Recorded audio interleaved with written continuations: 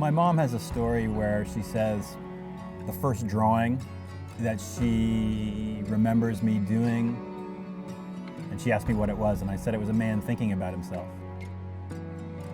For me, art has been something that allows me to be alive, allows me to function in the world, allows me to maintain some sort of equilibrium and to have a place to express myself that doesn't need me to be anything other than what I am in my perfectly mistaken form.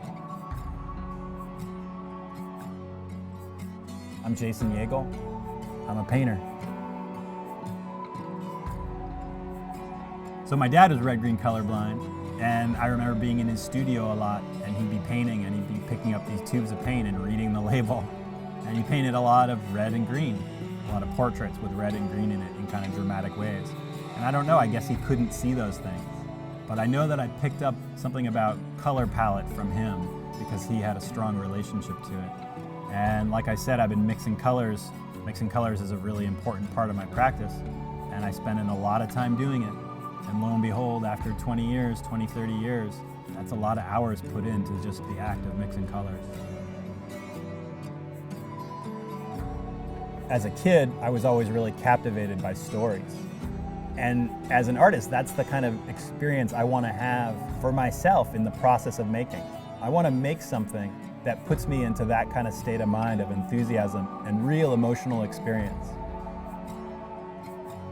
And one of my greatest pleasures as a maker is to improvise. I can feel as intimidated as I could ever imagine feeling by the process of making art. Makes me feel greatly intimidated.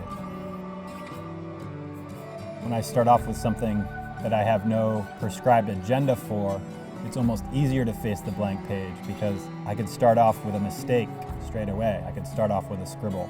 I could start off with a color and let it develop from there. And as long as I try to keep myself open, the results usually find themselves.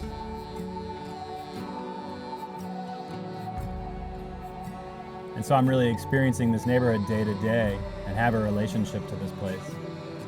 The thing that I wanted to kind of represent was something that had some sort of power, some kind of story that regarded the families that live in the neighborhood and that expressed my pride for San Francisco.